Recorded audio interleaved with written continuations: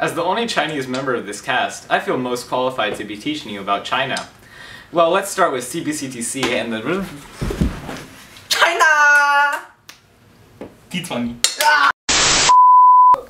1900s China, the land of the prosperous, free and plentiful. China was one of the world's superpowers and easily fended off any imperialist attempts.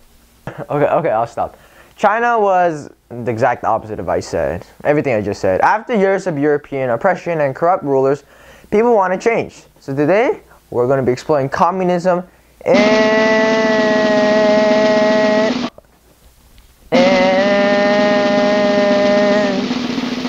China.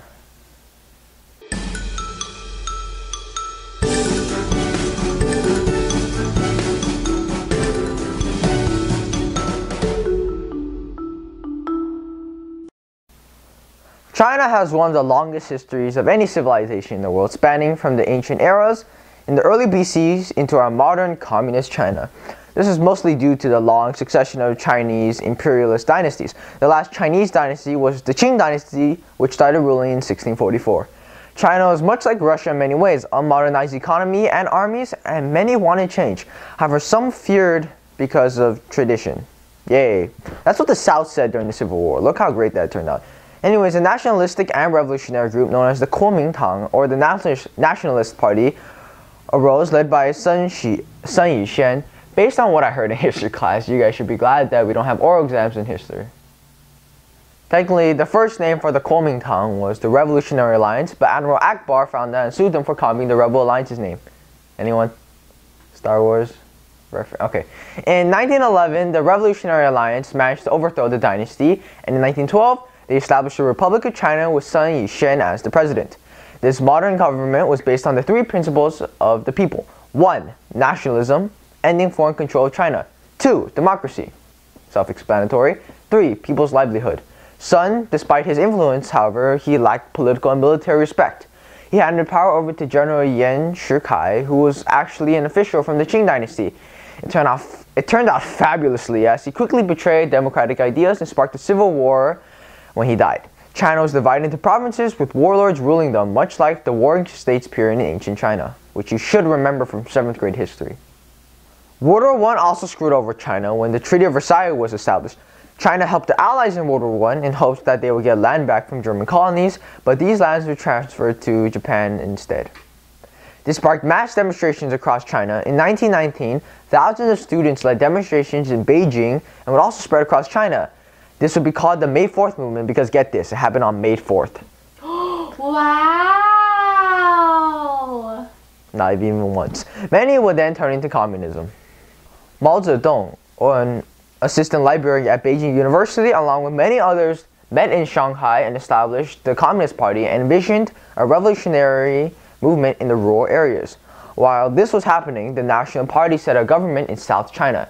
Delusionized, Sun Yat-sen allied his government with the CCP, or the Chinese Communist Party, who was growing more popular because of their promise for land to the peasants and farmers. Following Sun's death, his successor was Chiang Kai-shek, or Chiang Kai-shek, how white people pronounce it, took power. Reluctantly, he fought with the communists and united China by defeating the warlords. However, Chiang betrayed the communists. Nationalists and armed gangs went around China and started murdering communists, especially in Shanghai. Similar killings took place all over China. Chiang was then pronounced president of the Republic of China. Though the US and Great Britain recognized this as a country, the Soviet Union refused to, due to the excessive murdering of the communists. This animosity erupted into civil war by 1930. Mao and the communist leaders fortified in south-central China, recruiting peasants, and fought a guerrilla war against the nationalists. Chiang gathered an army of about 700,000 and drove the communists out of the stronghold. The remaining 100,000 communists fled in the famous 6,000-mile Long March. This was a disaster as thousands died from cold, hunger, and exposure. However, Mao Zedong did say that if the Communist Party survived this march, they could survive anything. With 7,000 to 8,000 survivors, the communists re-established in the northwest. This war still raged on until something bigger happened. Japan invaded China. Now keep in mind, this wasn't the first time Japan fought China, like the first time being recorded when the Mongol Yuan dynasty invaded Japan and the First Sino-Japanese War. An all-out invasion was launched as Japan launched a massive bombing campaign. A truce was established between Zhang and Mao. This war will continue following World War II because, spoiler alert, Japan loses. Boo-hoo. Today we learn about the overthrow of the Qing dynasty, the establishment of the Kuomintang, the establishment of the CCP, and the Civil War in China. Next time we'll be exploring India and the Southwest Asia. Thanks for watching.